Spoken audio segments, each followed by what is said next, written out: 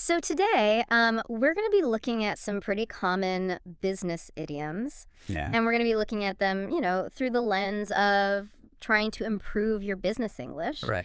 An idiom, well, you probably already know this, but just in case, an idiom is a group of words that has a meaning that isn't obvious from the individual words. Okay. So you can't really just like look at the words and be like, oh, okay, I totally know what that means. Right. And they're very important to any language, but Yeah. especially for English learners, Yeah. because we use them so much in English and especially in business English. Yeah. So, we want to dive into a bunch of idioms today that are really going to be helpful for you if you're in a business setting. Yeah. And you're trying to sound more professional and sound more native-like. So the first idiom we're going to look at is 24/7. I think this is one that everybody has probably seen before, but can you maybe just give us a quick explanation? Right. So 24/7 just means all the time. Yeah. 24 hours in a day, 7 days a week. We see this a lot in businesses that really emphasize that they're always there for their customers. Right. Or, global businesses. Right. That maybe, you can call them anytime and somebody will answer no matter where you are or what time it is. And it speaks to how globalized the world is now, right? Yeah. It's like businesses are always on. Exactly. So if it's 24/7. Next, let's look at call it a day. This one I think everybody can relate to. Right. At the end of a long day, Yeah. call it a day. Can you explain this one for us? Yeah. So call it a day. It means, to stop working on something. Okay. And you know that you can always come back to it tomorrow. Right. It's a way of being like, okay, I've done enough for today.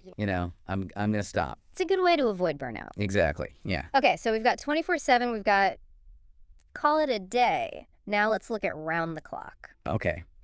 So how is this one similar or different from 24/7? Well, I would say it's very similar. Okay. But I think round the clock, it emphasizes that, something is ongoing Okay. and it never really stops. Got it. Yeah. And so it might be used, for instance, like, our security team provides round-the-clock surveillance, or Yeah. our IT team provides round-the-clock support. So it just means that it never stops. Got it. Yeah. So that's round the clock. Let's move on to get back into the swing of things. This Yeah. one, I think everybody feels this, right? Like after you come back from vacation, you gotta kind Right. of get back in the swing of things. Right. Can you explain this one for our listeners? Right. So this one basically just means to get back to your normal routine after a break. So, for example, like, it took me a while to get back in the swing of things after being on vacation. It's like you're not used to your normal schedule. You have to get used to going to work again and doing all your normal tasks. Right, it takes a little while. It does, yeah. Okay, so get back and into the swing of things. That's another good one. Okay, let's look at time's up. This one's pretty straightforward, but can you give us an example of how you might use this one in a business setting? Yeah, so you might use this if you're in a meeting and, you have 30 minutes to discuss something. Right, yeah. And those 30 minutes are up. Right. You might say, time's up. We need to move on to the next topic. That's a good one. Yep. Or time's up for this brainstorming session or something like that. Yeah, that's good. Yeah. Okay, so we got time's up. Now, how about no time to lose? This one has a little bit more of a sense of urgency, right? Yes, definitely. So how would you use this one? So this one is used when, you need to act immediately. There's a deadline, there's something important that needs to be done, and there's really no time to waste. Right. So you might say, we have no time to lose. We need to finish this project by the end of the day. Or we have no time to lose. We need to get this product to market before our competitors. Right. So, it really emphasizes the need for quick action. Got it. That's a good one. Okay, last one. In full swing. Okay.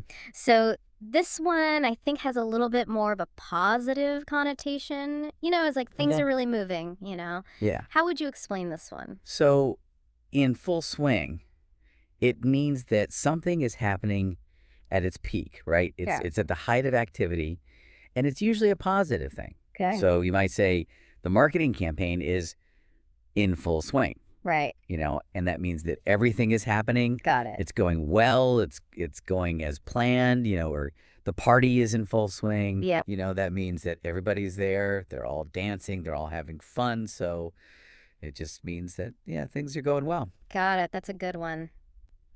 Okay, so we've looked at 7 different idioms that are going to be really helpful for you in a business setting. Definitely. I encourage everybody to really try to use these, when you're speaking English, when you're in a meeting, it'll really help you to sound Right. more fluent, more natural, and also to understand what other people are saying when they use these. Right. Because they're used a lot. Exactly. So it's good to be familiar with them. So thanks for joining us, and we'll see you next time for another episode Of Business English Talks.